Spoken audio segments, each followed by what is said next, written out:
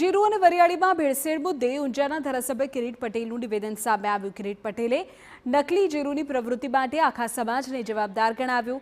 ભેળસેળિયા તત્વો પોતાના સ્વાર્થ માટે આવી પ્રવૃત્તિ કરે તે ખોટું છે તેમ કહ્યું।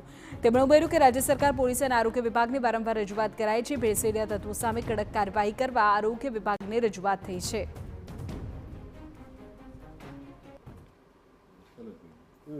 અમારી વારંવાર સરકારમાં પણ રજૂઆત હોય છે અને પોલીસ તંત્રમાં પણ અમે કહેતા હોઈએ છીએ, આરોગ્ય વિભાગમાં પણ કહેતા હોઈએ છીએ કે આરોગ્ય સાથે ચેડા કરતા આવા નકલી ધંધા કરવાવાળા ઉપર સખતમાં સખત કાર્યવાહી કરવી અને આ પ્રકારની પ્રવૃત્તિ સદંતર બંધ થાય એ દિશામાં અમારા પ્રયાસો અને પ્રયત્નો છે।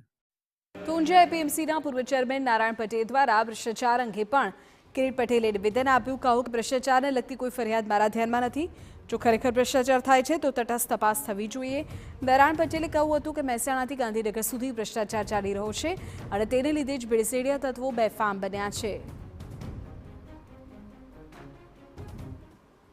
ભ્રષ્ટાચાર તો હવે નાનો મોટો ખબર નથી, મારા હસ્તે તો મારો કોઈ વ્યવસાય નથી ને મારે એમાં પડવાનું થતું નથી, પણ મારી ધ્યાનમાં એવું કંઈ ફરિયાદો મોટી આ બાબતમાં નથી આવી।